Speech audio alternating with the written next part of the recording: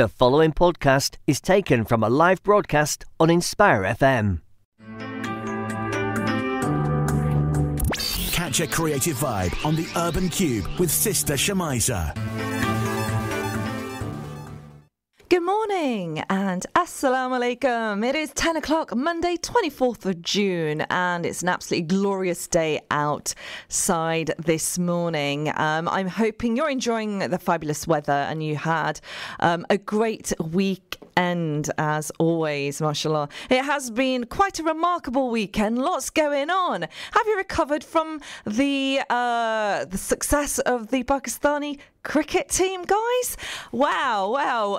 I know that Brother Tariq, who is going to be joining me very, very shortly, was very busy at the weekend talking about local cricket as well as sharing his views on the game as well. So if there's anybody that was at Lord's, would you like to join us this morning on the show? I know that Brother Bilal, I saw on Facebook, was at Lord's at the weekend watching the match. What a fantastic atmosphere at Lord's it was. Now, folks, you're listening to the Urban Cube with me, Shemiza. I forgot to introduce myself. It's Shemiza taking you all the way up to 12 o'clock on Where Else? It's the Urban Cube show. Now, I've got some fantastic guests on the show this morning talking about, local guests, actually. We've got 3 local guests. Now, how often does that happen? Not very often. So that's absolutely amazing. Now, the local guests that are going to be joining me will be all over the phone. So we don't have any Facebook Live this morning. And they're going to be talking to me about arts, film, and libraries. Yes, arts, film and libraries, and how each of these spaces are helping to navigate conversation around mental well-being and social issues. So I'm super looking forward to having my guests joining me straight after 10:30. Now, who are those guests that I'll be joined by? Well, I'm looking forward to be joined by no other than Claudette Riney. Now, she's the Wellbeing and Reminiscence Coordinator at Luton Culture, and we're finding out what's on at your library. Yep, folks, what's on at your library? She'll be sharing her work with library makers and how Luton Central Library is opening its space to mental well-being at the Well and Wise space on the ground floor.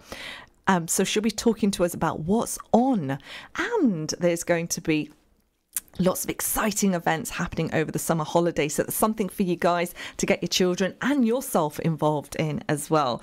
Plus, we're getting to the heart of community arts and engagement with Imrana Mahmood as she shares Revolution Arts residency in Bury Park, Luton.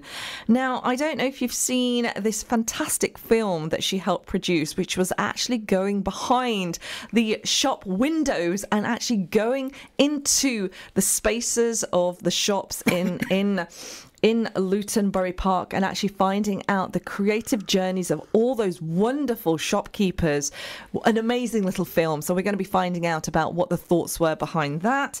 Plus, I'm also joined by somebody who knows a lot more about film. It is no other than local actor Shahj Miah. Now, Shahj is discussing his debut feature in the film The Flood, starring Game of Thrones actress Lena Headey.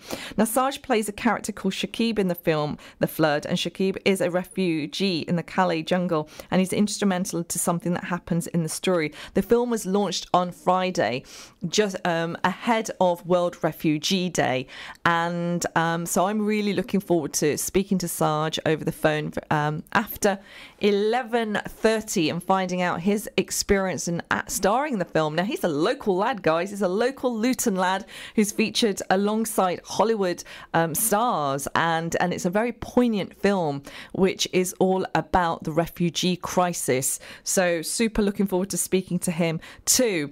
Now, as always, I really enjoy the conversations I not just have with the guests in the studio, but also with you guys as well. So it's always a pleasure to have you contribute to the show. Now, if you'd like to join in with any of the conversations this morning, you know what to do. It's 07779 481822. Now, the question I have to you guys is, or for you guys, is, okay, in response to the weekend's cricket, do you think Pakistan has a chance to win.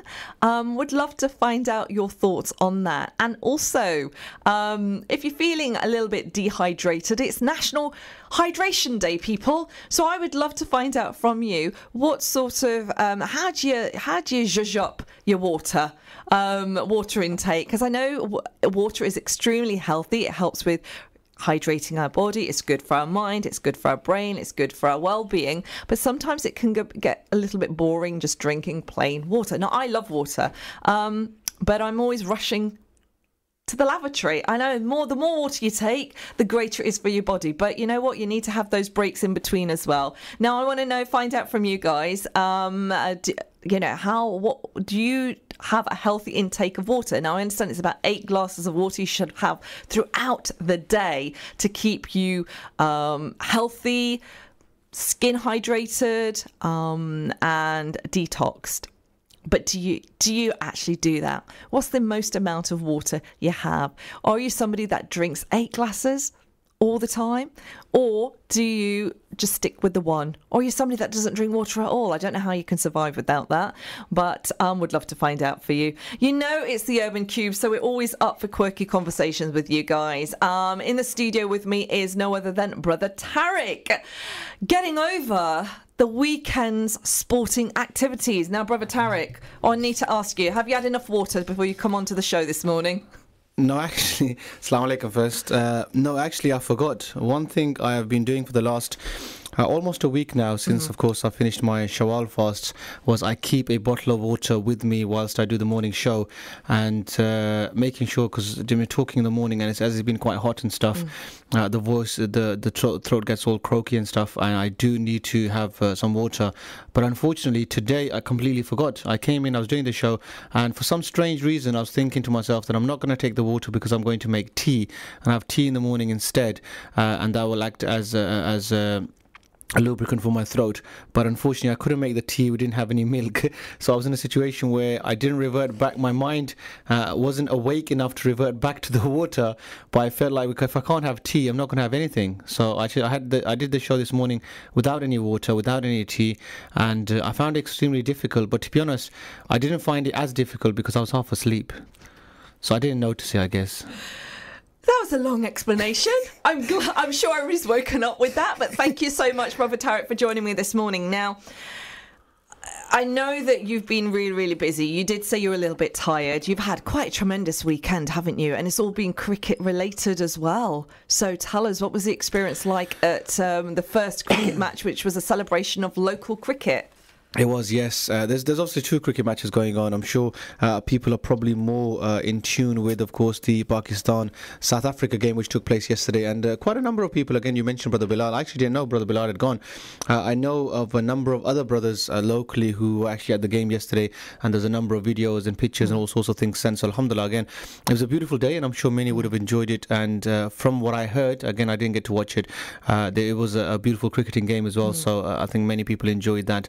And I think much of it was about the atmosphere itself. Again, for those people who have been to a live game, the atmosphere is completely different, and that goes for anything. Whether you've been to a live football game, whether you've been to a live cricket game, for example, it's a really nice atmosphere to be part of, and something completely different from watching the game on your sofa at home. But I myself was busy with cricketing relating activities, but not quite Pakistan or South Africa, but in fact it was Luton Town Football Club, Luton Town Football Club. Not often, one that you would associate with cricket, but Luton Town Football Club, the manager there, David Hoskins, had actually arranged a cricket match, friendly cricket match, for the county sheriff, the High Sheriff of Bedfordshire County, and for her select charity, which is Crime Beat Bedfordshire. It's a charity which actually looks into how they can actually eradicate crime on the streets of Luton and the whole of Bedfordshire. In fact, so alhamdulillah, that was the charity they were supporting. Fantastic. And the cricket match itself was actually between the Luton Town Football Club Invitation 11 versus the actual Luton Indians Cricket Club. So the place that we actually played it itself is the Luton Indians Cricket Club ground, which is, for those of you who do not know it, it's actually the kind of private ground which is above. At the roundabout itself, you've got Lower Wardown Cricket Club, which the I think the Lutonians, I believe, play on that, and then just above that, you've got the whole ground, which is covered by the hedges all around. You can't really see into it. It's a private ground, and that is owned by Luton Indians Cricket Club, and they played them. So Luton Indians Cricket Club put their team forward, and I was asked by David Hoskins. We've got a good, the Inspire FM itself has a very good relationship with the football club, and I was asked by David if I could help out and do some live commentary. I believe they've done this match previously. But they wanted to add a bit of life whilst the game is going on, because it can get a bit boring, I guess. Now, sports commentary is a big thing, okay? And what was that experience like? Because you're normally doing a radio show, you've done live broadcasting, but doing sports commentary is slightly different to doing normal sort of conversations around, events, or is it similar? It's very similar, to be honest. Okay. You'd be surprised as to how similar it is to the conversation we're just literally having now. But all you literally need to have is two things. You need to have someone with you. Doing it completely alone gets very tiring, and it gets a bit long, to be honest. I've done it alone previously. This wasn't the first time I've done a commentary of a cricket match. I've done this previously for Luton Pakistanis. We've got our dear brother Muhammad Walayat, Uncle Walayat, who actually does the International Cricketers Tour every year. It's around about, I think, July, August. I haven't got the dates for this year as yet. But he does it around about July, August. And every year for the last, I believe, maybe 3 or 4 years, I've been doing the live commentary for him. This is where David actually heard me. He said, I came down to one of these matches and you do the live commentary. How does that work? And I said, well, they arrange the match and the international cricketers come on and they asked me to do the setup. And he said, well, would you be willing to help me out? And I said, well, okay, that's not a problem. Simple as that. It was literally as simple as that, to be honest. So I said, fine, I don't mind doing it. I was very fortunate in the sense as yesterday it was, there's two things to doing the setup. One is obviously the technical setup of having all the sound equipment and stuff, and the second is obviously just speaking. Yesterday I was fortunate I didn't have to do both. Majority of the times previously I would have to take my equipment down, set it all up and stuff, and it becomes pretty tiresome, to be honest. But yesterday it was good in the sense as we had there was another gentleman with me, Darren Jones from 1981 events. Again, amazing guy who had all his equipment, had it all set up. By the time I got there, we did a few sound checks, and we did the commentary together. I was under the impression that he's going to just kind of like say, here's the equipment, now go for it. But he was kind of like there with me all day long. We had a bit of a banter and stuff, and we just literally, I did ask David right at the start, is there anybody in Luton Town Football Club who's kind of like a little overly emotional, who can't really abuse too much? But I was told, say what you want, who you want. I was trying to be kind to Mick Harford, of course, the legend of Luton. He is the current coach of Luton, of course, and he is a Luton legend. And I thought I can't really be giving him too much stick. And of course, we also had David Wilkinson, the current chairman of Luton Town Football Club. Again, if you want to keep that relationship with Luton Town Football Club, we had to keep him sweet. And also, we also had quite a few number of stars as well. We had Monty Panesar, ex-England international, was down. There was there was a guy called Steve Crook. He's an ex-Lancashire player, and there was a couple of other nationals as well. David Hoskins' son himself, Charlie, actually plays for Hemel Hempstead Cricket Club. So again, he played very good yesterday. So to be honest, it was a really good day out. A really good atmosphere in the sense of obviously two teams playing for charity. Everybody coming down. A barbecue going on. There was Cricket East were down as well. My children went down and they had a great time. They had a great time. They really enjoyed it, and that's how I found out about it, because they came back and told me, we saw Brother Tarek. Fantastic. Now, that was a local cricket match with the aim of raising awareness about issues impacting our communities, and it was about anti-crime. And how successful do you think the event has been in kind of raising that awareness? Because it's wonderful to see sports as a platform to educate its audiences and about important issues like crime.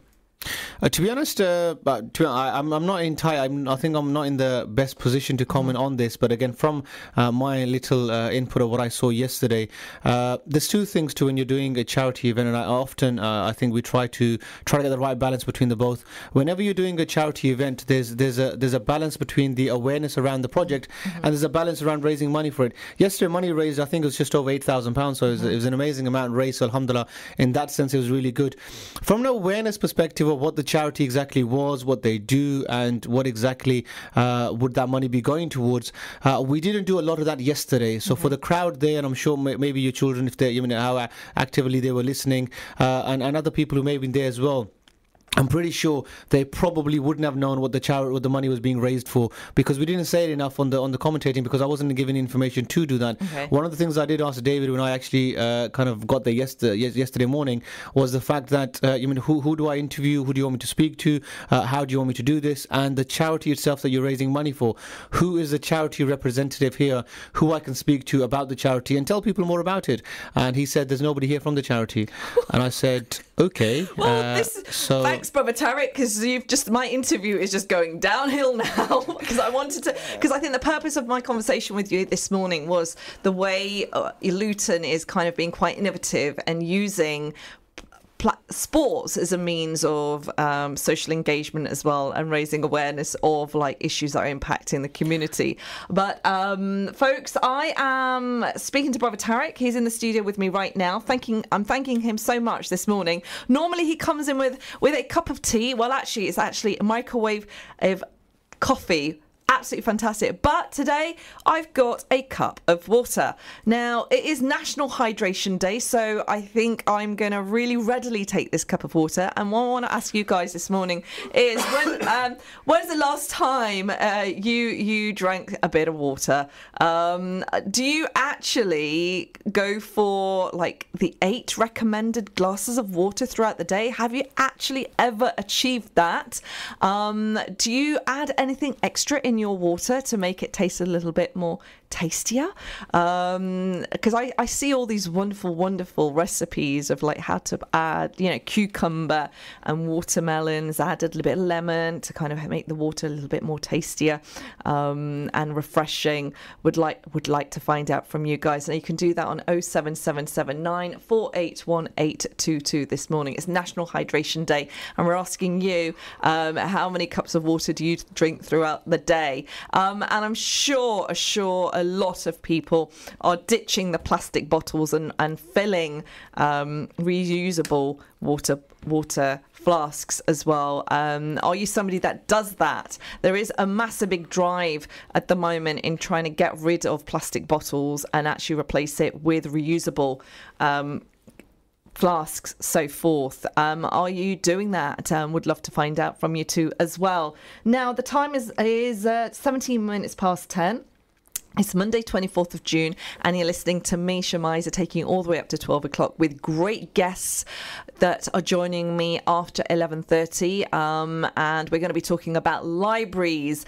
We're talking about community arts engagement, and we're talking about film for social action. We're marking World Refugee Day a week after, because it was Thursday that it was International World Refugee Day. But I'm joined by a fantastic guest who's actually featured in a film. It's his debut feature alongside Hollywood actors, and the subject is around immigration, migration, and being a refugee. So he's a local lad, and it's an absolute pleasure to have Shahj Miah joining me after 11:30 to talk about this film. Now, as always, Brother Tariq joins me very often on a Monday morning not to fill the time. I promise you. Not that a guest has let me down. I promise you, it's nothing to do with that. It's always wonderful to kind of catch up with what's going on locally as well. And Brother Tariq is always in the heart of that. At the weekend, he was involved with some great charity fundraising and commenting on a cricket match that was held at the weekend. But I want to find out from you, Brother Tariq, anything else happening that the local community of Luton and surrounding areas need to get involved with and engage with? Sorry, I completely missed that. I was reading these WhatsApp messages and trying to see if I get some information about the cricket match yesterday, but it was more banter rather than anything useful. Banter's great. I mean, it was a wonderful event. Lots of people are out.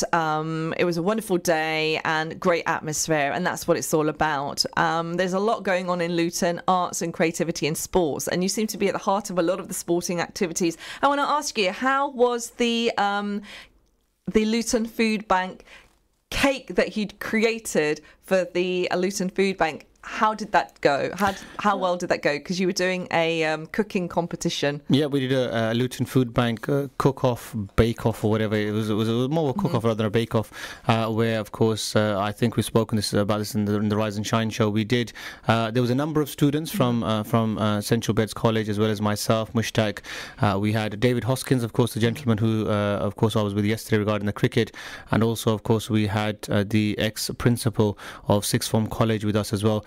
And we were all asked to basically team up in pairs and create a three-course dish based upon the items that Food Bank generally give out to people. The idea behind it was to see how innovative we can be, and we can actually then build recipes for people out there who get the Food Bank parcel and say, well, you've given us a tin of beans, you've given us tuna, you've given us this.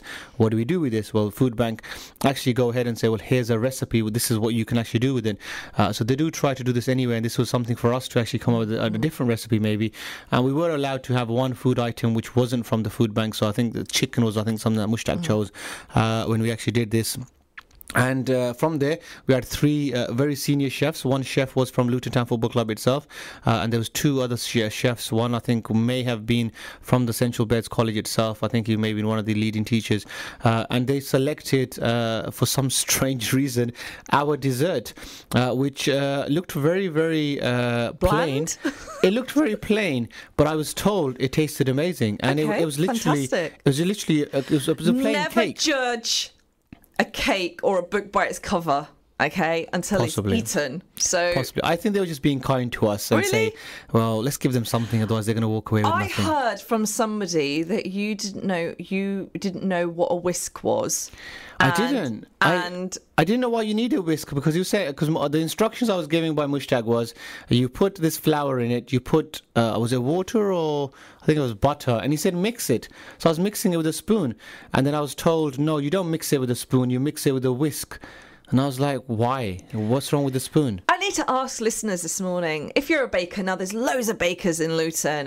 Luton must be the heart of cake baking. I think we've even had a winner, haven't we, from the heart of Luton, Nadia Hussain. Great British Do you know Nadia's Bake-Off. listening?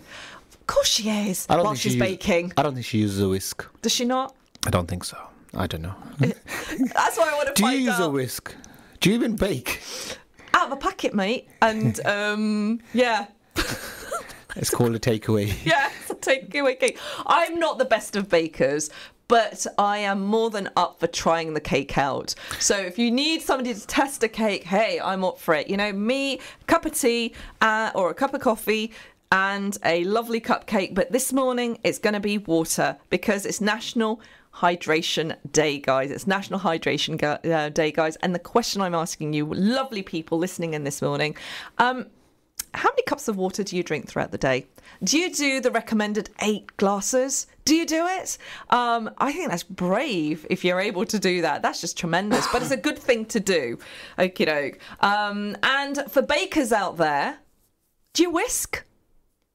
Or do you use the proper whisk? I bet lots of bakers have got those like proper machines that they put the, attached to the gadgety thing that you press a button and it helps it whisk automatically. They did have that at Essential Beds, but for some strange reason, I think the initial one they got, we didn't use that, to be honest. It was, I can't remember what they were using. They weren't making cakes.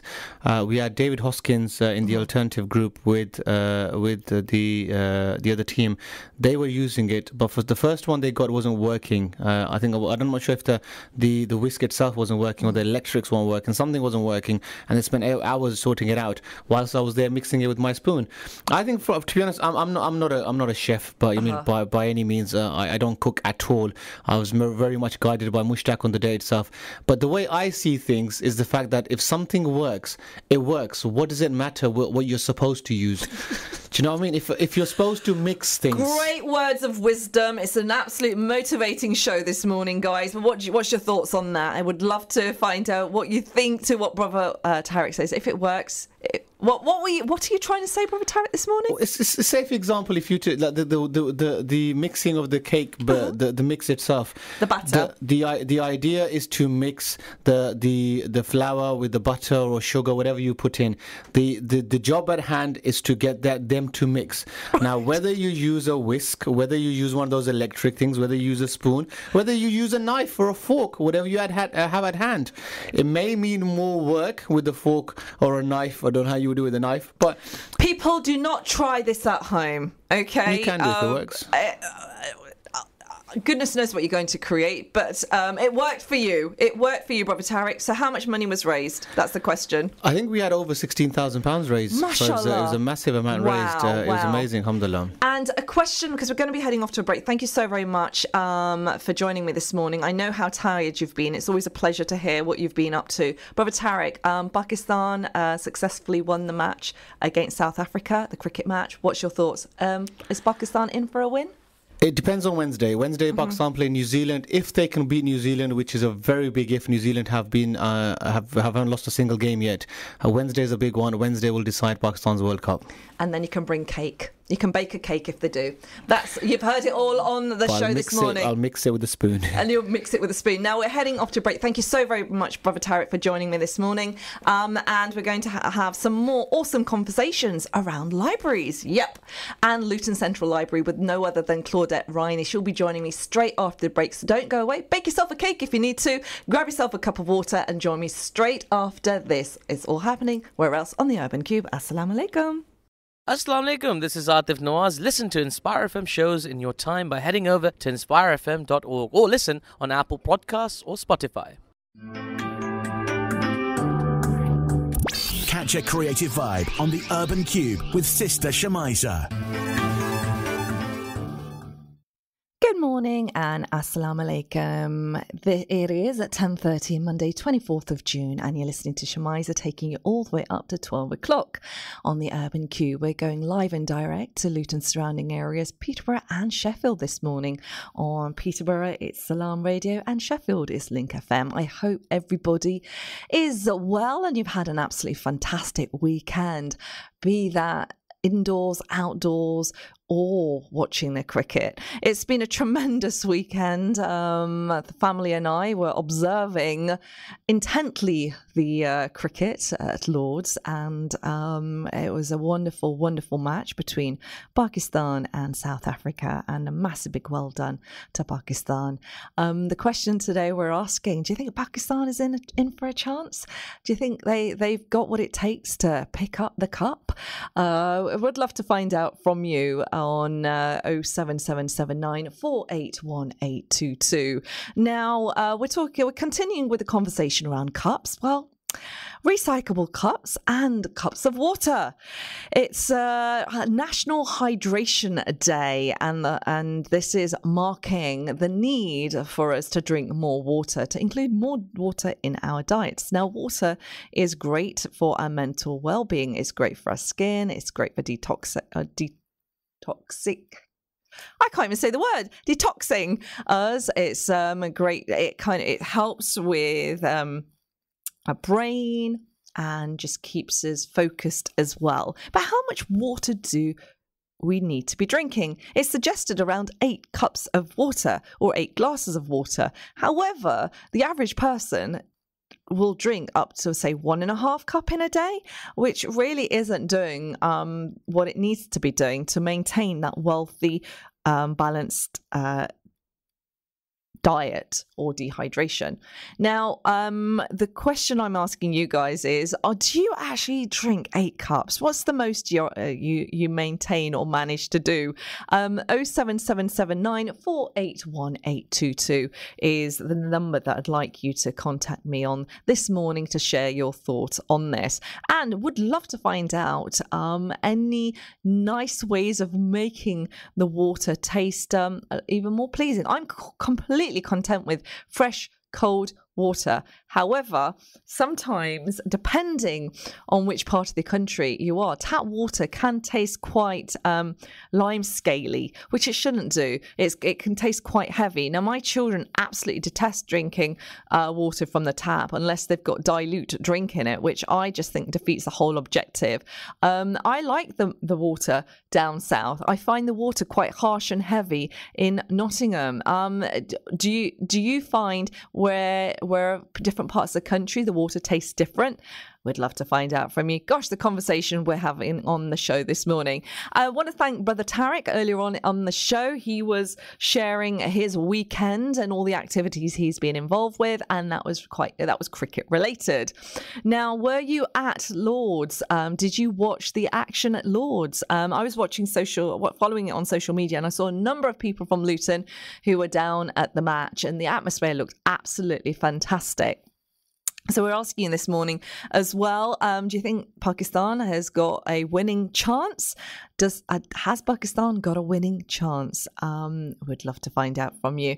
Now, today's show, we're talking about creativity as always. I'm joined by an absolutely fantastic lineup of guests who are going to be sharing the work that they're doing. We're talking libraries, we're talking community art, and we're talking film this morning with guests over the phone. Now, we're not on a Facebook Live, so if you want to join in with any of the conversations, then please do go on to do WhatsApp us. You can actually catch the conversation on the podcast podcast, which is released straight after the show. You can catch us on the app, and we're also on the repeat this evening as well at 8 p.m. Now, on the show this morning, I'm joined by an absolutely fabulous guest who's going to be sharing with me some very interesting projects or events that are happening at the local library.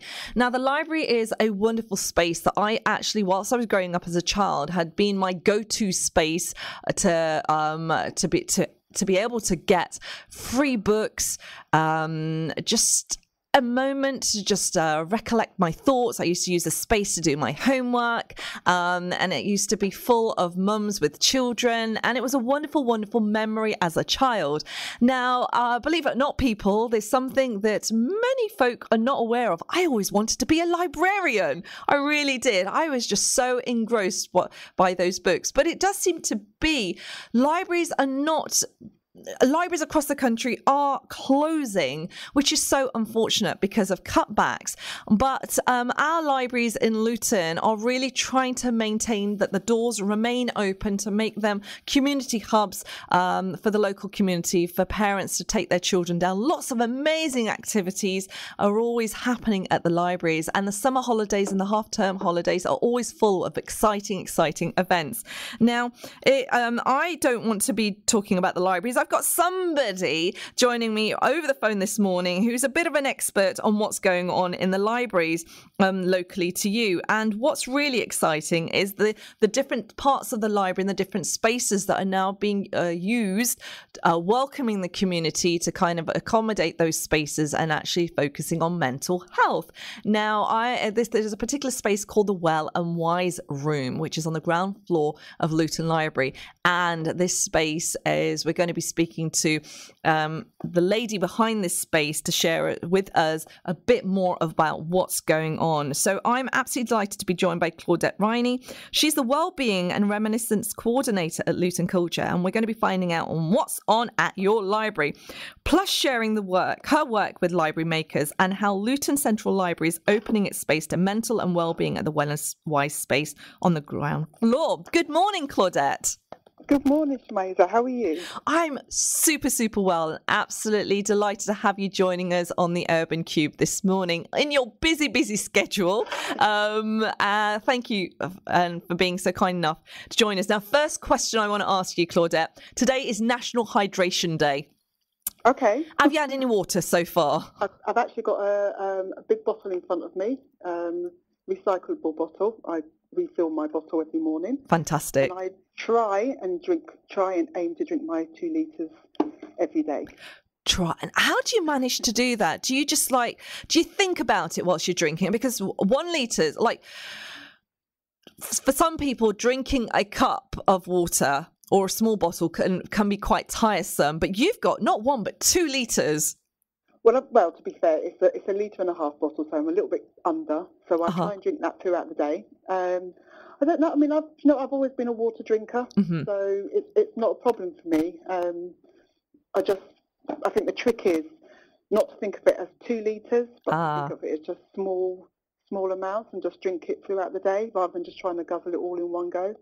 Fantastic. I'm asking listeners to kind of give me their recommendations to make the water taste a bit more tastier. And do you find, I know this is so random, I'm asking you, Claudette, you weren't expecting this morning because we were going to be talking about books, but water is important too.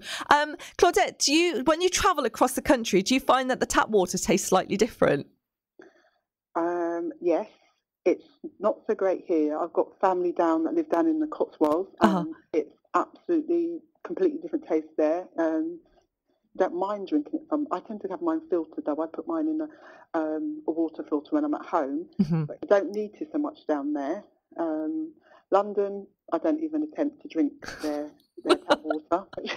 I don't know if that's a good or a bad thing, especially with the plastic issue. But I do try and use a filter at home just to save on having to keep buying plastic bottles. So. That is great advice, actually, having a filter, attaching that to the tap so that it kind of gets all the yucky stuff out. I'm not advocating that there's yucky stuff in the water, but there is a slightly different taste, isn't it, when the water is filtered? Great advice there. Now, well-being is something that you're quite passionate about, and this is something that as a library maker, the project that you're supporting is maintaining and wanting to do. The Well and Wise space is a unique space that I didn't know much about, but I'm really excited to kind of find out a little bit more about what this space is on the ground floor of Luton Central Library. Okay, like you said, it's based in Luton Library on the ground floor. Just as you come in, it's to your right. It was originally funded by the Arts Council. It was just a space, basically, when I inherited it. And with the help and co-production with various local health providers, we've transformed it into the space that it is now. Using we've tried to stay orange because orange is the colour of the Hatters and the Sound local football team, so we tried to keep it local. And we've based it on their needs, so it's open space, but it also has a small consultation area in there as well. And we timetable that out to, like I said, local providers. And we've got various people that used it over the year. It's been around since February last year. We opened February last year, so it's just over a year old now. So it's still fairly new, and we've been developing it over the past 18 months or so, just asking new providers to come in. And then we also have one-off projects that use the space as well. So it's very varied. Hopefully fairly user-friendly and flexible as well. We like to think of it as quite a flexible space. What's fantastic is I would never have assumed that a space like that would be accommodating mental health and well-being, and lots of projects across the community of Luton are actually using that space quite effectively as well. Could you maybe just mention some of the projects or some of the providers that are actually opening their doors and using that space, inviting communities to get involved? Yeah, we've got quite a few. We have the Alzheimer's Society that use it on a regular basis. They're there on a Monday. We have Flying Start, who do their newbies breastfeeding clinic. They're on a regular basis on a Thursday. We've got the Red Cross Connecting Communities, use the space to speak to their clients. Mind, once a month, go in there as well. NHS PALS, the Patient Advisory Liaison Service. We've got a book group in there as well, a new book group that's recently just started there, that Luton and Dunstable Speech and Language Therapy Group. They go Fantastic. in there. Who have ELF?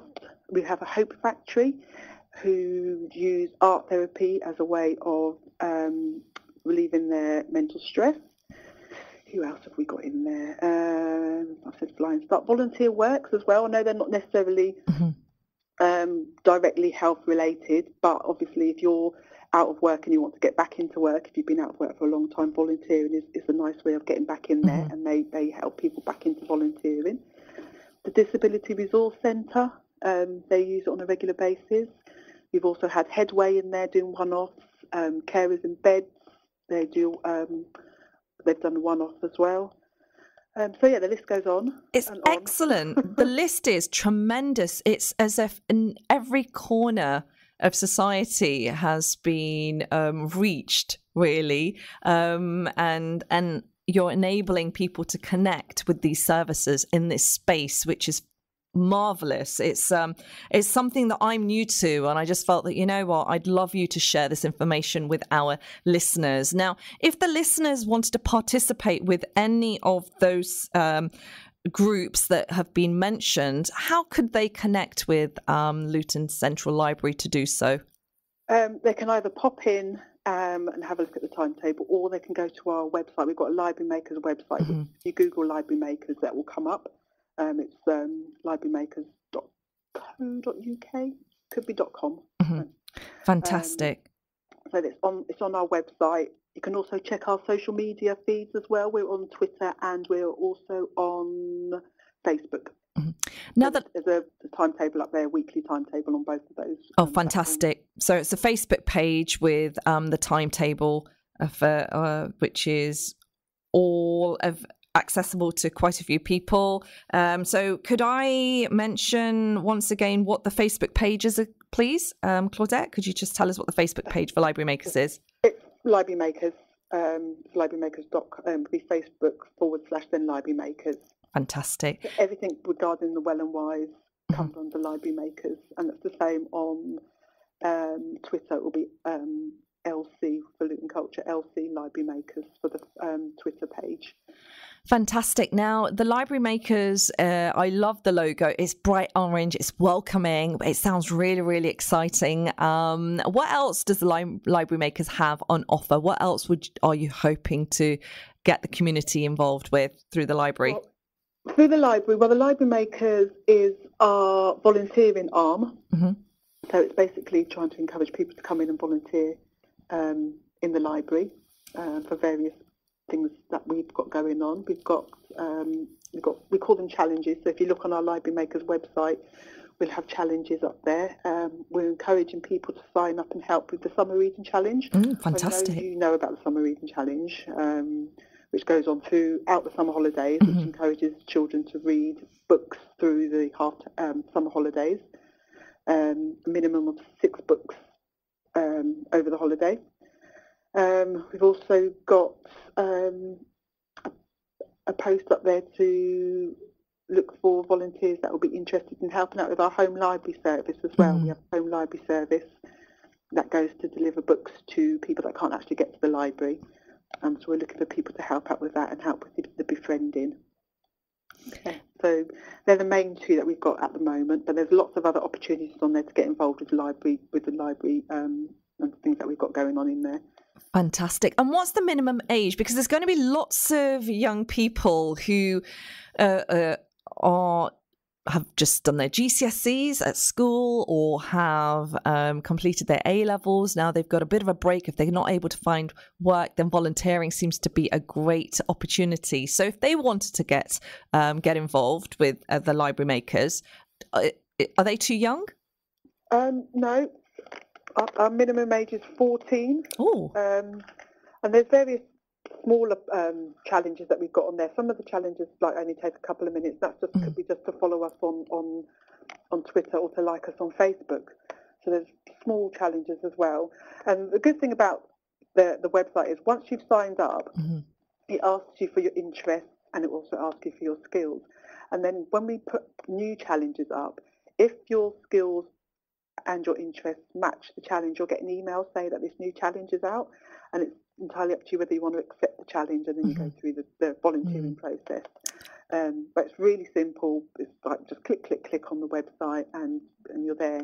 Fantastic. So if there's any young people listening in right now who are tuned in and are looking for something to do, this does sound like an exciting opportunity to get some voluntary work experience, because voluntary work experience is brilliant, isn't it, Claudette? To kind Definitely. People, and the employers are looking for that now on CVs and things like that. So, it really helps if you're in between college and university, or in between school and college. It really does look good on your CV. Well, believe it or not, when I was 14, my work experience was in the library in Nottingham. Oh wow! Yes, it was. And I spent so much time in the library. My mother would always take us down, and we'd sit there reading, just chilling out, and just I finished so many books swiftly. It was just the thing that we did. Are you finding that the library is not as actively used as it may have done, say, 10 years ago? I think, we've had a lot of cuts in the libraries. We've had to close branches as well. Unfortunately, we've had to close our branch at Wigmore. We've had to close the branch in London. We do still have 6 branches, but yes, they're not as active. Hard copy book borrowing has gone down, but that's nationally. It's not just in Luton. However, e-books and audiobooks have increased, so that's a good thing. People are still coming into the library and not actually physically coming into the library, but still using the library to download books and listen to them online, read them online, but also to get magazines and things like that. So, physical book borrowing has gone down, but electronic book borrowing has increased. So more people with tablets and using it on their phone, because it's easier to carry, I suppose. Yes. People want things instantly nowadays, don't they? So it kind of explains that trend. Which is, I understand, but I think a book, for me, a book has to be in my hand. I have to be able to feel it. I love the smell of books. I'm just too old school. I can't be doing none of this downloading and reading off a tablet. That's not a book. They're just words. I think I'm a little bit old school. That's just like you. And the thing is, as well, we've got so much going on in the libraries. I mean, if you don't come into the library, you're going to miss out the other things that we've got going on. Of course. We do rhyme times. All of our branch libraries do rhyme times for the younger children. We have library games that go on. We have Lego Club. We have, which is really popular. It does get a little bit noisy, especially here at Leagrave. But we've got all of those going on. Like I said, every library has a rhyme time. We've got the book start events that go on as well during the book start week. Plus all the other family events that we have going on, especially because at Central Library, I don't know if you know that we've got the library theatre is also based there. So we have a lot of activities going on the 3rd floor in the library theatre for families that they can take their children to. Fantastic space. There's so much going on in the library, and the summer holiday hopefully is a space. This is a space for families to check out, and the service is free. So it's an opportunity not to be missed. And you do kind of connect with schools, don't you? Getting them informed with all the summer challenges, because that's where my children find out that there's a summer challenge happening, a reading one, and they always look forward to it. Yeah, definitely.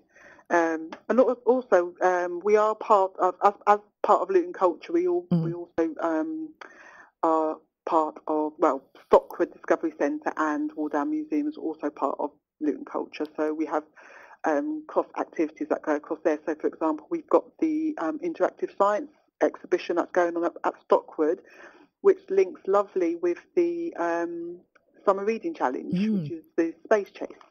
Fantastic. So we've got the science exhibition that links really well with the Summer Reading Challenge. People can go up there and visit that and get involved in the Summer Reading Challenge as well. So it links lovely with the libraries. So we try and keep cross promotion, for want of a better word. And having that connection just makes a lot of sense, because the more that's done, I think it's more effective. Claudette, I want to ask you, what's the last book, or what is the book that you're reading this morning? Do you have? I have got a book, and I'm a bit naughty because I have got it on my phone, because I walk to work, and sounds weird, but I read it while I'm walking to work. without falling over. How do you do that? That's some serious multitasking. It's a skill, isn't it? It's a skill that I've managed to acquire.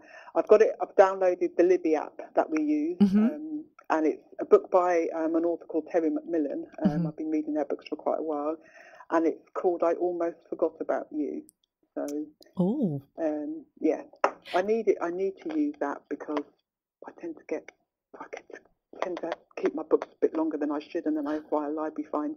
So this prevents me from getting library fines, because when the books are due back, it just automatically takes them back. Fantastic. So it's called the Libby app, and it's Libby app, and you can just download it. Once you're a library member, you can just Google it, download it, and it will you just sign up using your library card membership number, and you can just download your books as if you're coming into the library.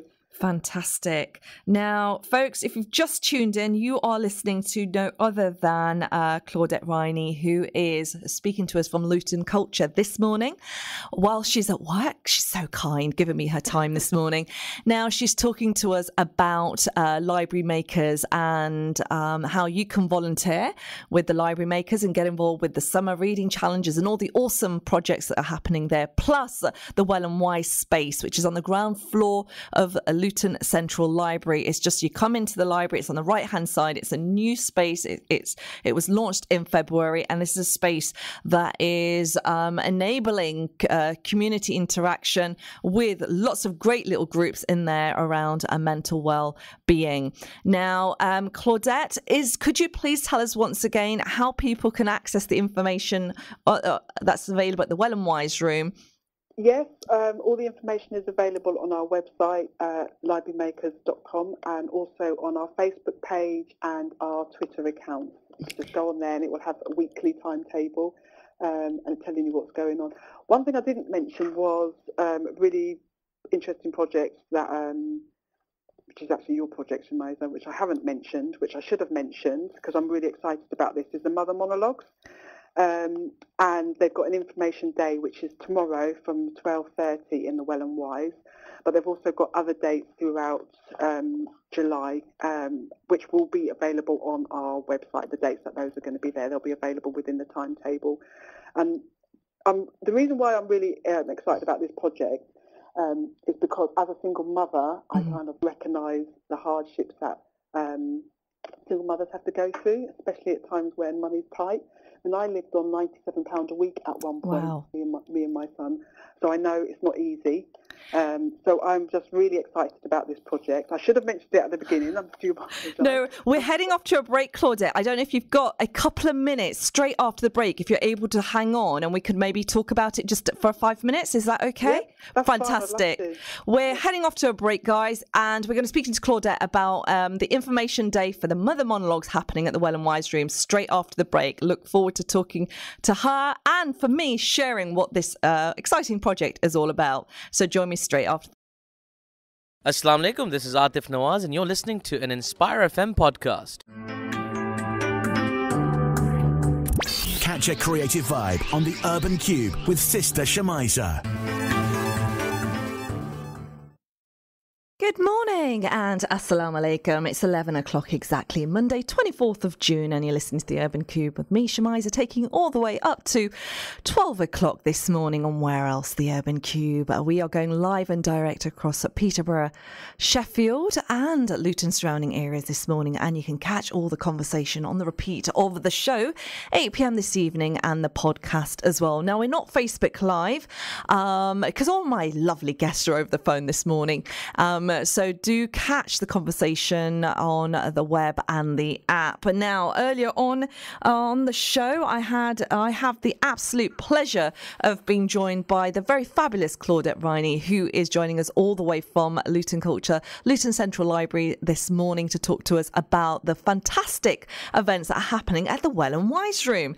Just before the break, we were speaking to Claudette about library makers and all the volunteering opportunities with the Summer Reading Challenge and lots of other projects that young people and members of the community can get involved and engaged with. Now, the Well and Wise Room on the ground floor of Luton Central Library is a wonderful space accommodating lots of organisations doing call-outs on different areas of the community and projects. And one of the projects that Claudette was sharing with me was the Mother Monologues. Now, the Mother Monologues is a upcoming creative writing workshop project that is inviting mothers to come and get involved. Now, it's an information day that is happening tomorrow at the Well and Wise Room, and we'll speak to Claudette a little bit more about why she thinks this is a project that you guys or the mothers across Luton need to get involved with. Hello, Claudette. Hello, Shemiza. How are you? I'm very well. Thank you so very much for staying on the line in the break. It was an absolute pleasure listening to you just before the break on sharing all the wonderful projects that are happening in the library, and the fact that the library is still available to use, even though many libraries have been shut, but the library is still up and running, Luton Central Library and lots of other spaces across the town. But the Well and Wise Room is what we're talking about right now. And what I wanted to ask you is, you were just talking about the Mother Monologues project earlier on, just before the break, and why you think that's a great project to get mothers involved with. Well, lots of reasons, really. I think, I was brought up by a single parent. I lived in a single parent household. I'm myself a single parent. And I just think that it's something that needs to be celebrated. Mm-hmm. And I think the Mother Monologues do that, or will be doing that quite well. I've got, like I was saying just before the break, that there is an information day tomorrow mm-hmm. in the Well and Wise. From 12:30 onwards. There's a couple of information days, actually. There's one tomorrow, and there's also going to be one on the 5th. Is it the 5th of July? No, sorry, let me put my glasses on. The 8th of July from 2 o'clock, another information day in the Well and Wise. And it's just for giving mothers the opportunity to come in and talk about their experiences of being a single parent and how this time of austerity has affected them. You know, if they're struggling with bills and just to give their experiences. But on top of that, there's creative writing classes as well that's going to be happening. And those creative poems or stories that the women come up with are going to be used when we open our hat factory in September. So it's really exciting, really promising. And, you know, I think if you are a single parent, you do need to get involved. Get your voice out there and let's get heard. Fantastic. Thank you so very much, Claudette, for sharing that. Yes, folks, the Mother Monologues, Resisting Austerity, is a project, a creative writing project, inviting mothers from all backgrounds across Luton to get involved. There's an information day that's happening tomorrow from 12 to 3 p.m. So come down to Well and Wise Room to find out what this project is about. And the whole purpose of this project is to actually to invite mothers who've got a story to share, and to be part of getting people more aware of their struggles, their hardship, and how austerity has impacted their journey. And what austerity is basically the government is a debt that the government is paying off. Unfortunately, the debt cutbacks, increase in tax, cutbacks in benefits are helping to pay that debt, and that is what's impacting and trickling down to mothers. And the reason why mothers have been invited to be part of this project, because they are the ones who are actually having to balance the budget, balance the purse strings, and they're the ones that are greatly affected because they're having to choose between paying a bill or feeding their children. So if you're a mother from all background, working professional, single, student, then please do get involved. So for further information, I am leading the project. Am I allowed to say that? I am. And I'm working alongside the wonderful Claudette with Luton Culture, Luton Central Library, Tamasha Theatre, and Test Beds and Bedfordshire University, Level Trust and Luton Food Bank, so that this project, which will begin as creative writing, which will then be nurtured by a multi-award winning poet by the name of Hafsa Anila Bashir, who's coming all the way from Manchester to help you develop your stories. And we'll be talking a lot more in depth with Hafsa next week, find out a little bit more about this project. But Claudette, thank you for supporting this. And I hope you will get involved, because we're looking for 15 mothers with 15 stories to share. Oh, brilliant. Yeah, definitely. With my pleasure. Oh, and thank you so very much, Claudette, for joining me this morning, and enjoy your book. Oh, yeah, almost finished. Almost finished. Fantastic. So, Claudette, thank you so much for joining us, and I look forward to seeing you tomorrow on the information day that is happening at Luton Central Library, the Well and Wise Room, and we're talking about. It's an information day, sharing the mother monologues and what this is about with our local community. Definitely. You'll see me tomorrow. Fantastic. Thank you so very much, Claudette. Thanks for having me. You're very, very welcome. That was the wonderful Claudette Riney from Luton Central Library talking to us about what's going on at the Well and Wise Room. And one of the projects is the Mother Monologues. It's an information day, 12 to 3 p.m. At the Well and Wise Room on the ground floor. If you want to find out more about what this project entails, I'll be there sharing all that information with you very, very shortly. On Tuesday. Now, we're heading off to another fantastic guest. It's no other than Imrana. Imrana Mahmood is going to be talking to us about a fantastic, what's going on in Borough Park and all the creativity. And we're also going to be joined by Atif Nawaz. Now, you'll know that name if you've been following the cricket, because he's the main man doing all the commentary and following all this cricket adventure.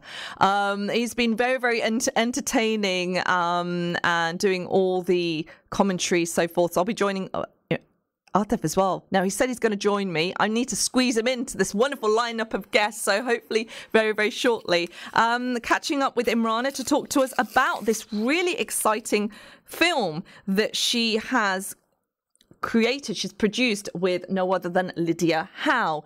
Now, this film has showed Borough Park in a different light, a Borough Park that I've not normally seen in the media, and it really, really did make me very excited to find out more about Borough Park and the stories behind the shops. Now, we walk past the shops. It's a very, very busy place. It's a retail space with lots of South Asian shops, clothes, food, restaurants. But we never really find out who the people are running those businesses. And we never associate any of their work in line with creativity.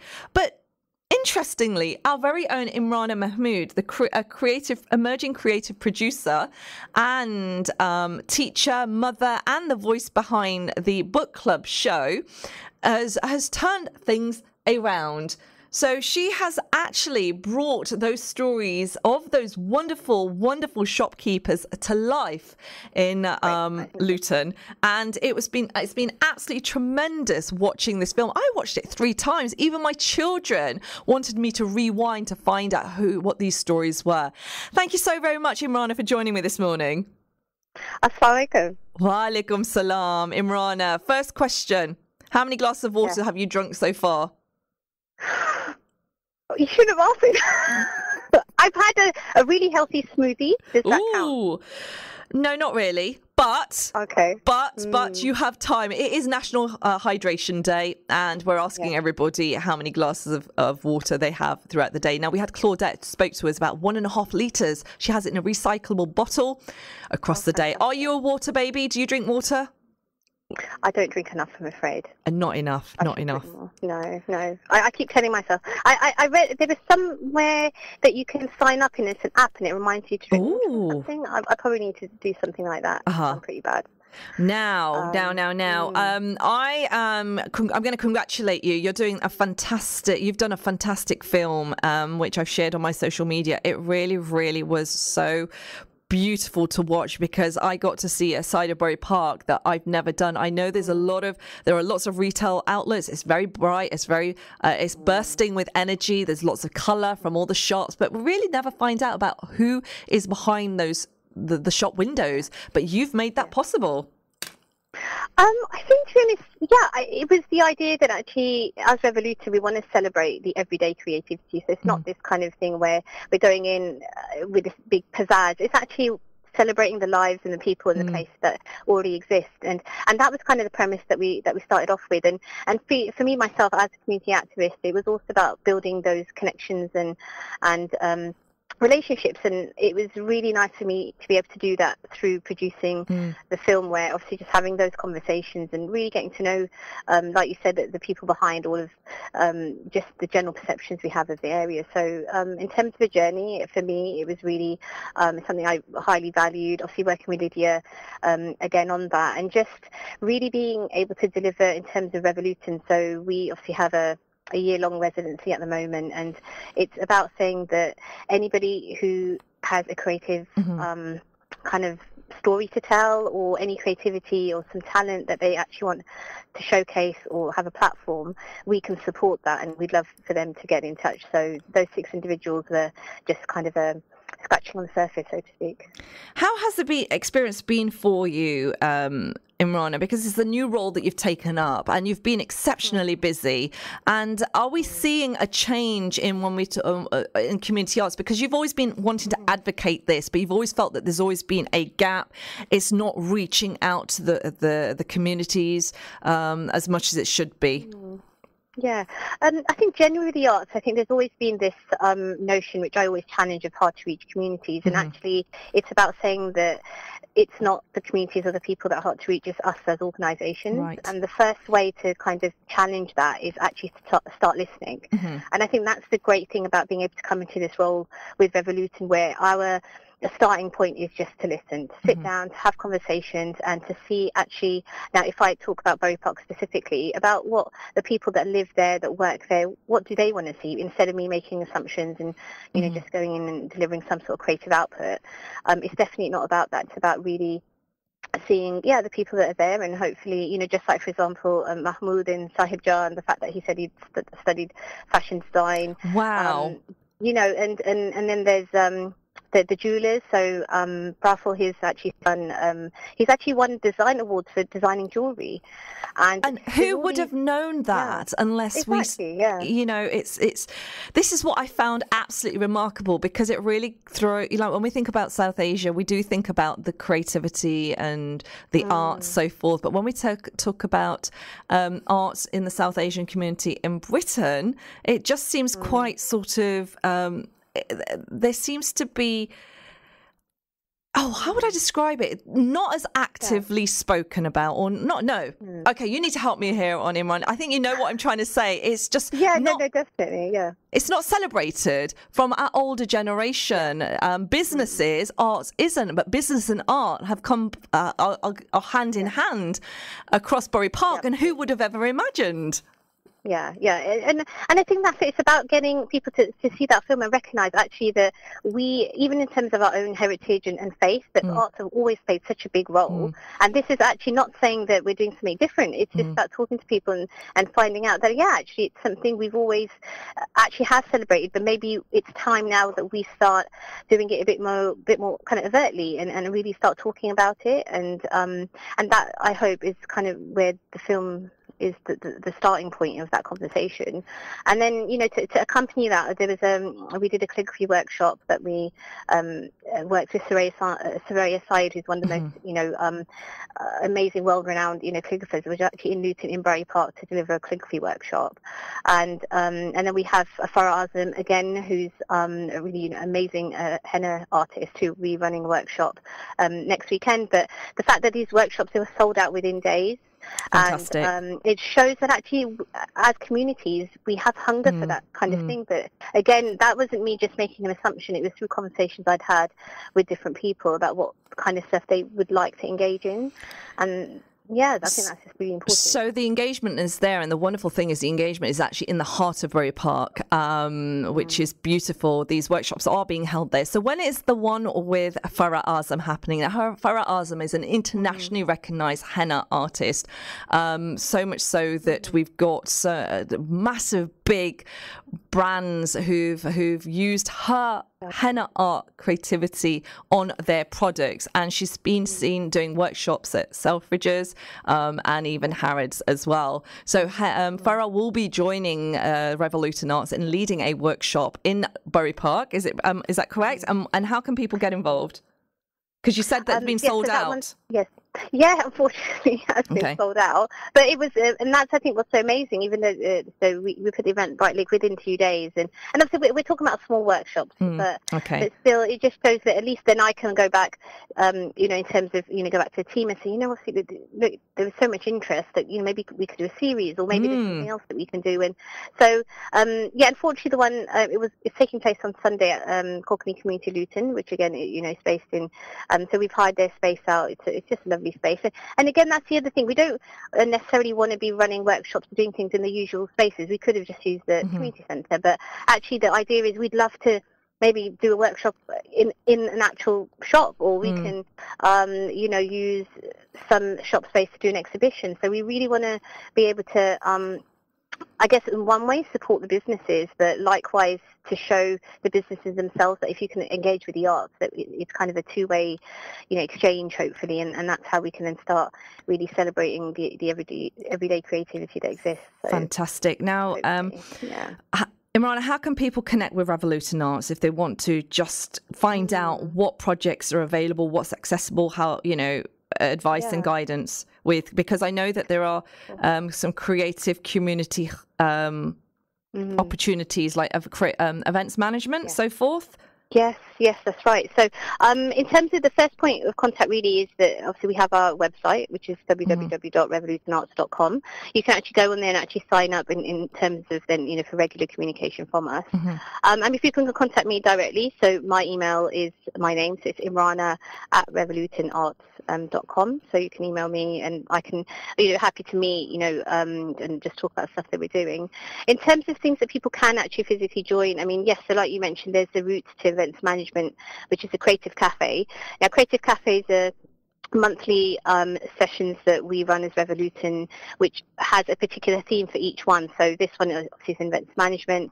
We've had a previous one on music, even before that, so there's all kind of different people that will facilitate those.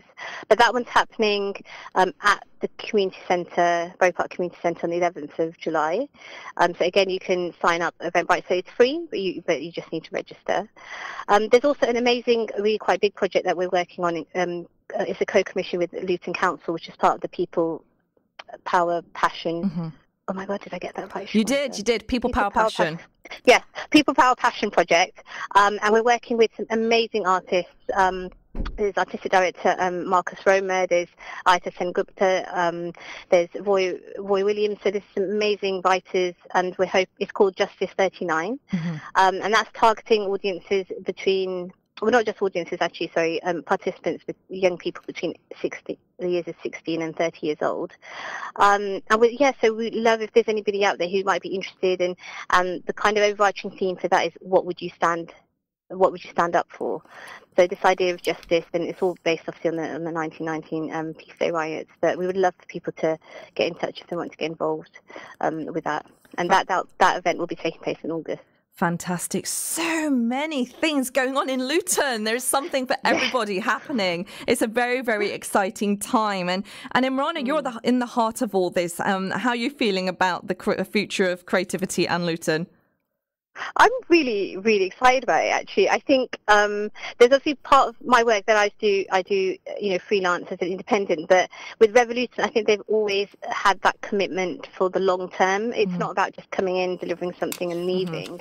And I think that's the most really important thing for me to be able to be a part of that. I think is important, especially when I talk a lot about this bottom-up approach and how if we want to create some change, that's what needs to happen. We need to be able to work at the grassroots and kind of build that way, and hopefully by doing that then also get the support kind of top down as well. And but I think there's so much investment coming in, and obviously even yourself, obviously congratulations on your kind of project as well. I think all these things just being able to come together, I think it's a really, really good time. Now, Imrana, why do you think people need to get involved with the Mother Monologues, the project that Claudette spoke about just before you came on air?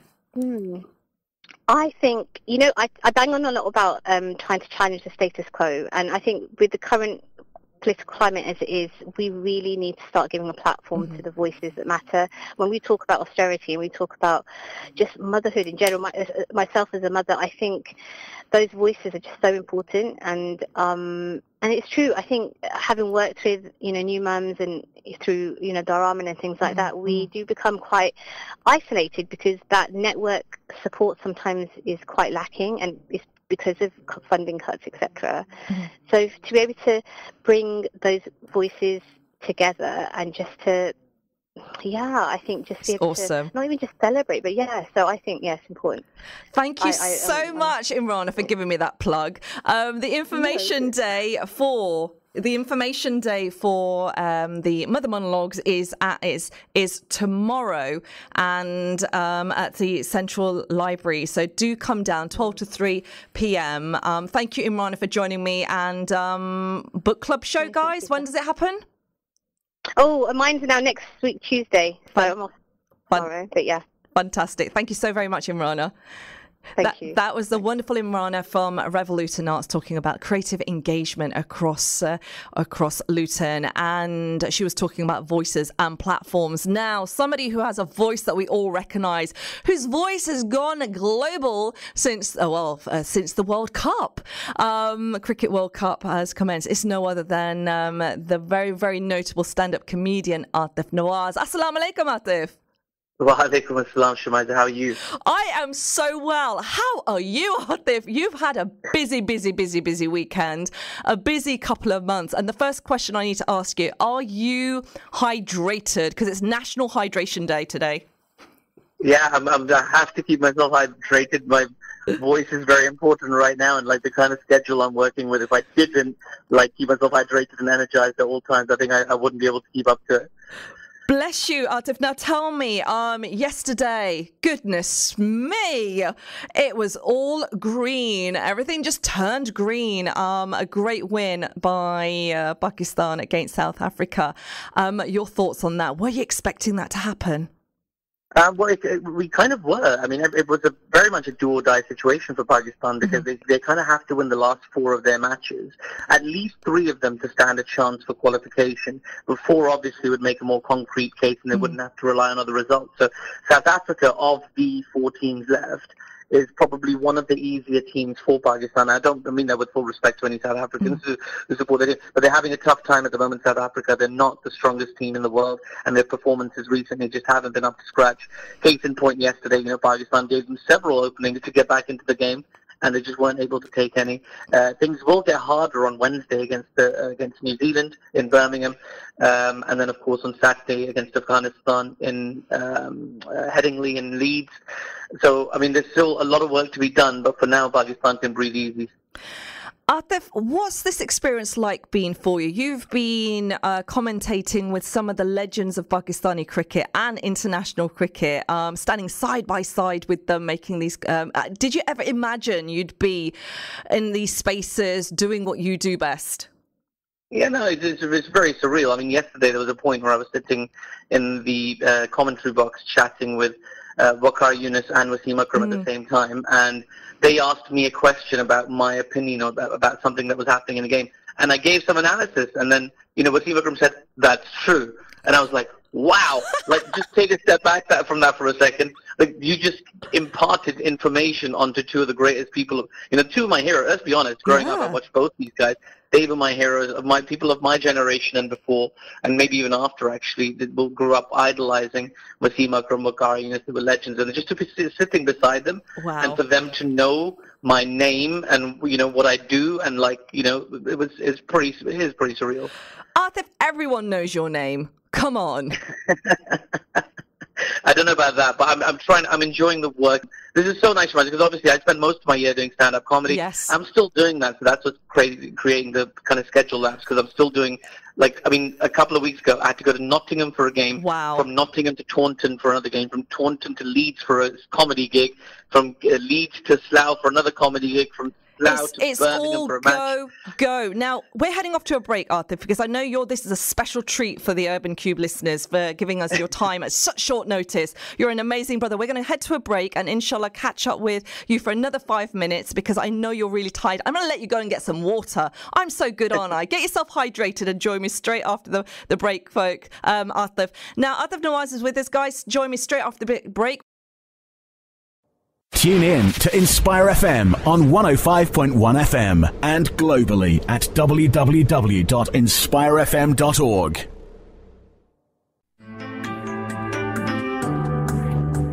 Catch a creative vibe on the Urban Cube with Sister Shemiza. Good morning and assalamu alaikum. As always, it's the Urban Cube keeping you all motivated on a Monday on Inspire FM.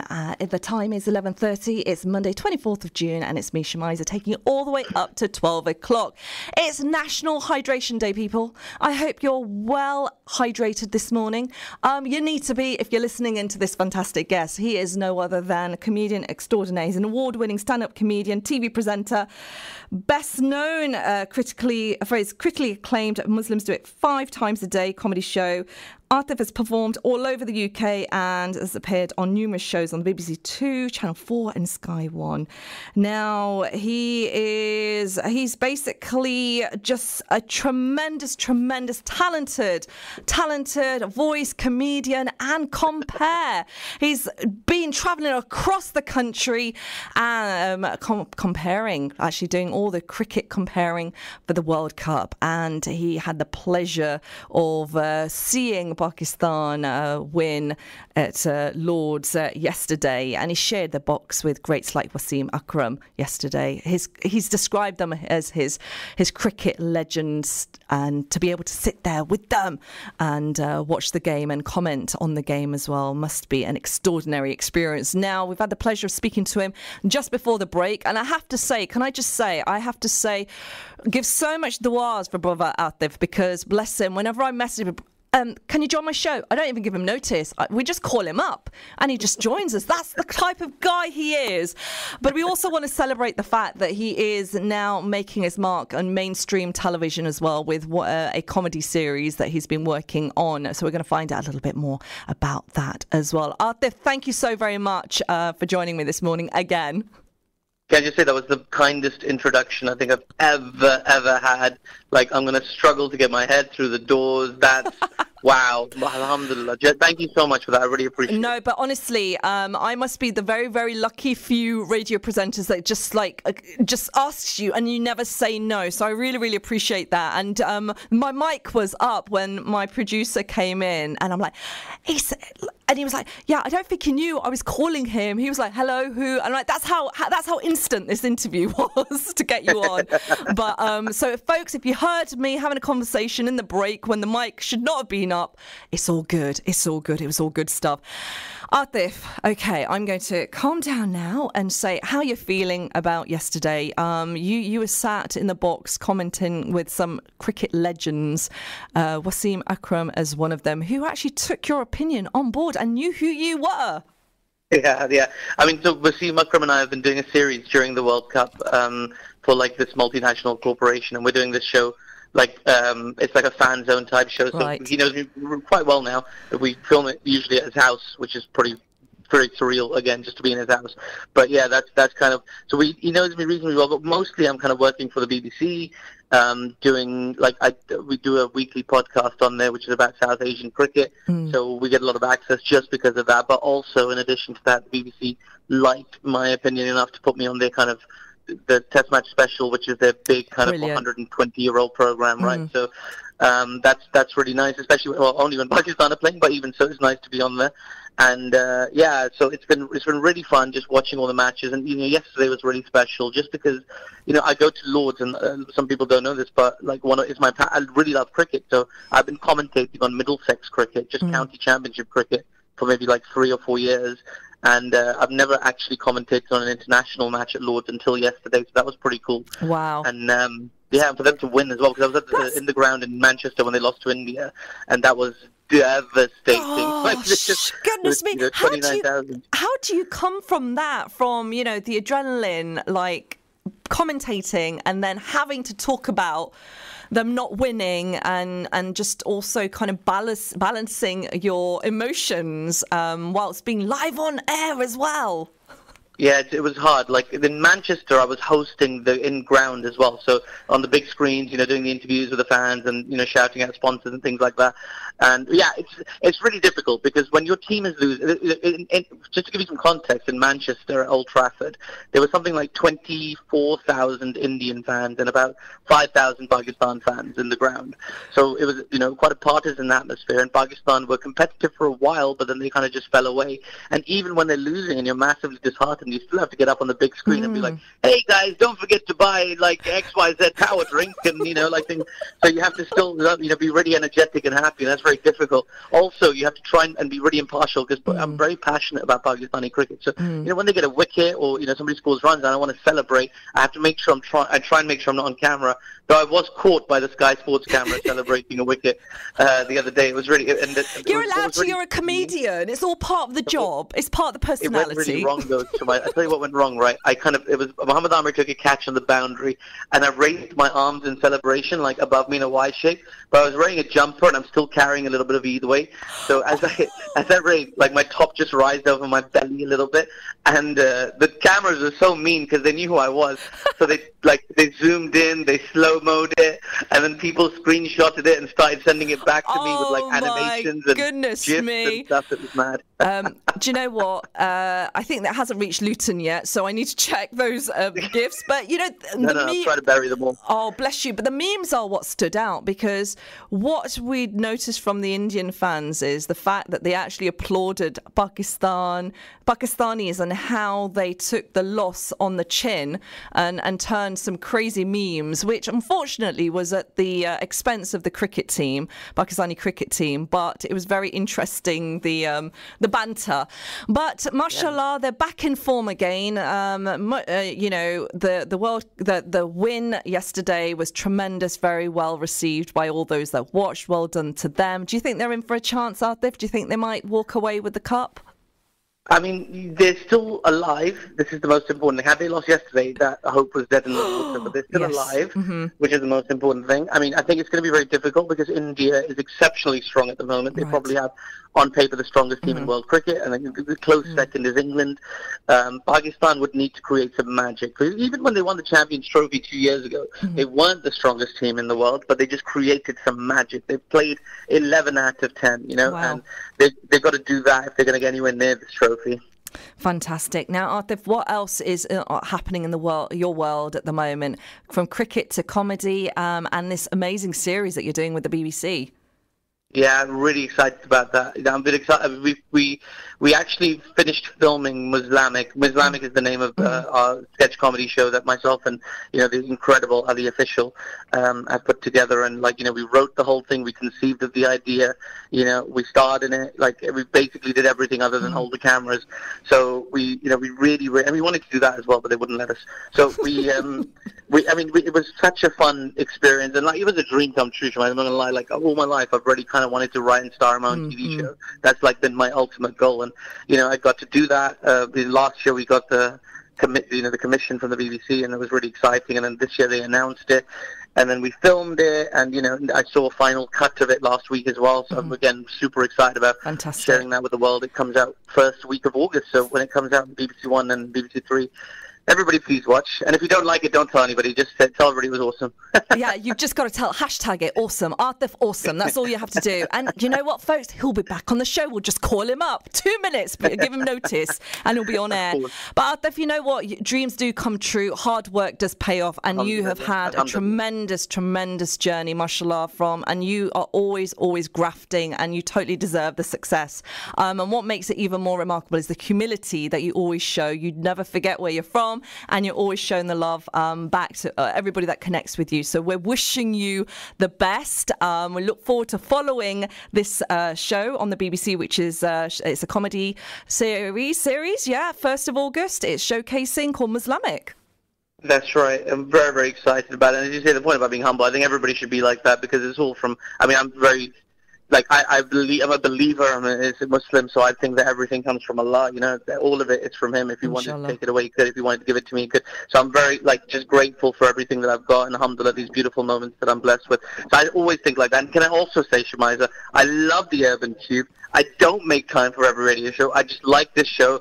I love your style of presenting, and I always keep up to date on all the guests that are coming on. You know, I've got the Instagram, so I keep up to date on and you get some amazing guests. You do some fantastic interviews, and it's always really motivating for people listening. I think that's what we try and do, is motivate and energize. It's Monday morning, and mashallah, you're doing a fantastic job. Thank you so very much. That is I'm beaming now. I'm beaming. Good job, no camera on me this morning. But thank you so very much. Keep doing what you're doing, Atif. And we look forward to following all the commentary on the World Cup, inshallah, as well. Have a wonderful day and keep hydrated. I will for sure. Thank you so much. Assalamu alaikum. Wa alaikum salam. That was the absolutely wonderful Atif Nawaz, who's joined us this morning. Very short notice to share with us the win of the World Cup win of not World Cup win, but the participation in the Cricket World Cup of cricket, which was won by Pakistan versus South Africa. Now, another fantastic guest that is making his mark on the world of film. He has just been showcased his feature on Friday, just a day after World Refugee Day. Atif, I just want to ask, do you want to put the phone down now? Okay. Yes, thank you. Sure. Okay. That was a comedy moment. Thank you. So Atif is putting the phone down so I can actually speak to Shahj Miah. Now, Shahj Miah is a local actor who's made his acting debut alongside some very well-established Hollywood actors. His debut is in a film that follows the journey of a refugee all the way up to the Calais jungle, and the film is called The Flood. Now, it's an absolute pleasure to have Shahj join us this morning. Assalamu alaikum, Shahj. Walaikum salam. Thank you for having me. You are very welcome, Shahj. It's been a very exciting weekend for the world and regarding cricket. But on Friday, it was super exciting for you because the film was finally released in the local, sort of the private cinemas, and the Flood, the movie which you are featured in. How has that experience been for you and your family? Yeah, it's been pretty surreal, to be honest with you. It's my first major thing, really. So having it released on Friday last week, it's amazing because now everybody can see it. And so I would say to everybody go out and watch it, really. Now, this is a very, very important topic featured in the film. It's about the refugee crisis. It follows the journey of a refugee, and your character is quite central to the film. But going back a step, how did you get involved in a film that also features a Hollywood star? I would say it's definitely all Allah's will. I've put my effort into getting into the world of acting, whether it be through acting classes, getting the headshots, the show reels, and just getting involved in that industry. But I put my effort in. I think the rest was Allah did, and He somehow got me onto this film. As being at the right place at the right time and being noticed by the producer of this film, really. And just giving me this opportunity. No, what's really interesting is how you got noticed. You were playing an extra. It was a 2-second part, but yet you stood out so much that it's actually got you catapulted into this movie. Tell us a little bit about 100%. That. Yeah, so when I first initially tried my hand at acting, I was thinking, okay, what can I do? And any sort of work would be I would be happy to do. And so I got an extra role in the BBC drama Relic, playing a guy named Youth.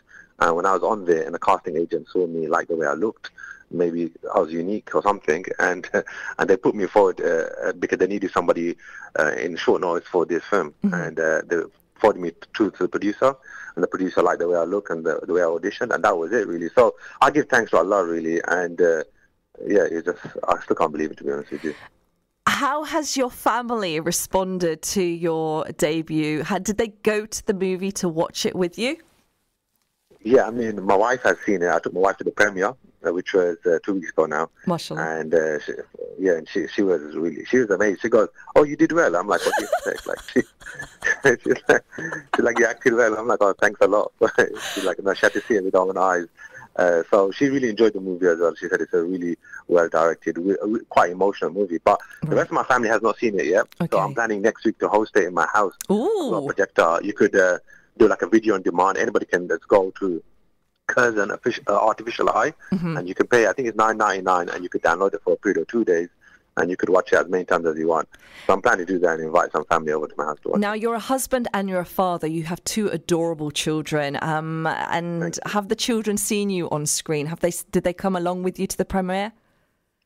They did not come along to the premiere at that time. They have seen me previously. I was featured also in a TV show called Young, Dumb and Banged Up in the Sun. Oh, gosh. and I played like a Arab golf club owner. So that was on TV, and they saw me on that, but not on the film yet. But they will see me next week, hopefully. So you've had quite a successful acting career, and you have been on mainstream television as well as now the silver screen. When we think about South Asian actors and on-screen presence, we're always finding that there are barriers to success, or there are not enough roles. But mashallah, your journey seems to be a lot more smoother. How's that been possible? It may seem smooth that it was not smooth. I mean, it has been quite difficult. I don't want to put anybody off. It's definitely worthwhile and pushing that effort forward. But you're right. There is a lack of, I think, representation in the media. And if there are any roles, it's maybe of a stereotype or playing a certain look.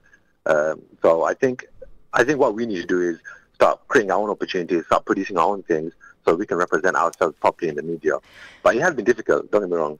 And is this something you're hoping to do? Are you going to be producing your own material to feature in? Because I've interviewed a lot of young actors who've graduated from drama schools, and a lot of the South Asian or the BAME actors and actresses said they have to create their own content in order to be featured in something.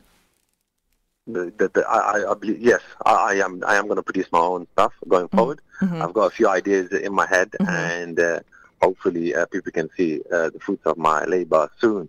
But I think it's important to create our own opportunities because, as mentioned previously, the roles are just not there.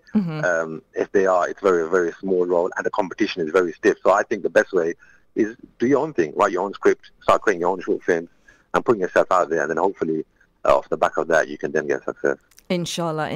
And on the back of your success, tell us a little bit more about this film that you've been featured in. For those people who've just tuned in, folks, you listen to The Urban Cube. It is 11:47, and I'm joined by Shahj Miah, who is featured in the film The Flood. And this film follows the journey of refugees and migrants entering the Calais jungle. And tell us a little bit more about the actual story without giving too much away, because I know you don't want to give too much away. You want people to go out and watch it. So the film itself is an independent film, and it's directed by first-time director Anthony Woodley, written by first-time scriptwriter Helen Kingston, and it's based on the movie shows 2 points of views from an immigration officer, a character called Wendy, played by Lena Headey from Game of Thrones, and she's interviewing Hailey, who's played by Ivana Jeremiah, who's a refugee coming over from the Calais camps into England.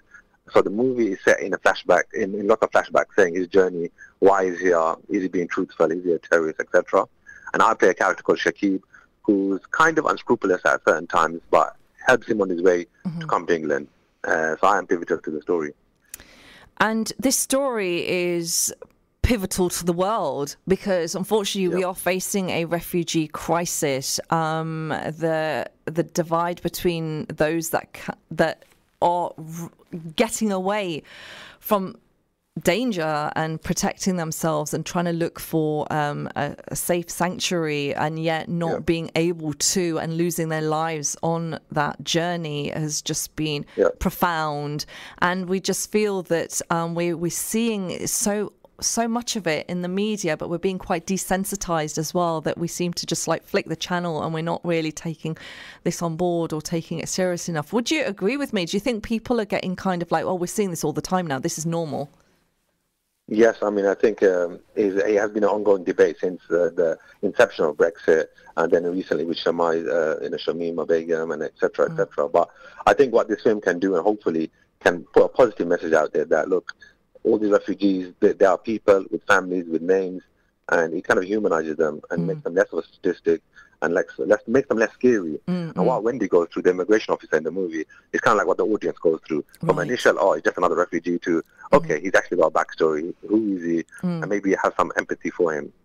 And hopefully that positive message can go forward. Now, on Thursday, last Thursday, was World Refugee Day, and it was a day before the film was released. And do you think enough has been said politically around the world refugee crisis on that day? Did you see enough hashtags or social media presence about this? I would say no, unfortunately. I mean, more effort needs to be done, I think, and emphasis on the positive side of refugees.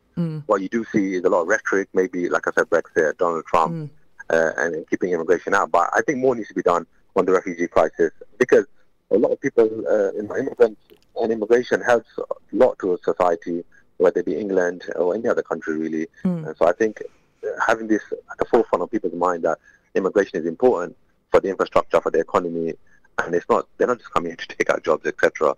And I'm a child, or my parents are immigrants, so without immigration I wouldn't be here. So it's very important, I think, and I think more needs to be done. And I think media or arts generally is an excellent way, including your show, The Urban Cube, is an excellent way of portraying, giving the information out there, and for us Muslims to get into this area of arts and culture, so we can push our agenda forward, push our message forward, instead of letting other people push maybe the incorrect message forward. And it's taking that ownership of the narrative, but having the skill set to do that properly. Now, mashallah, you're an actor who has a bright future. You've featured in quite some very, very poignant films, TV and on screen. But how easy was it for you to kind of convince your family that you wanted to go into acting? Because, mashallah, you're a local boy from Luton, of Bangladeshi heritage. And so how easy was it?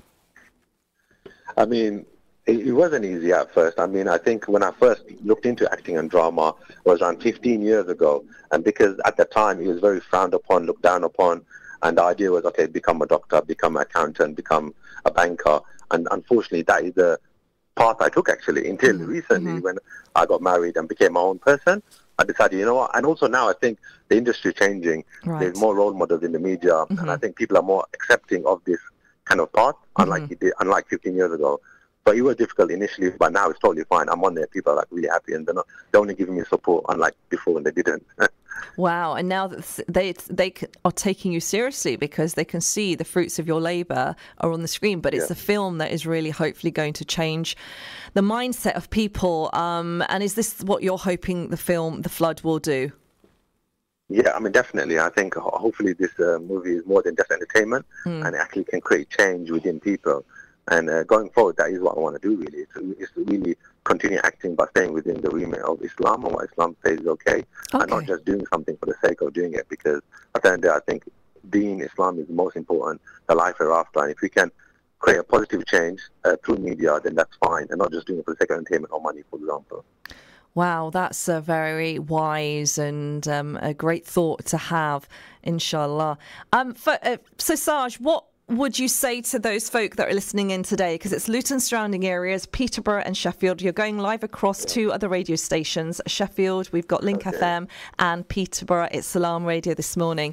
So what advice would you give to young people who may want to enter the world of film and acting?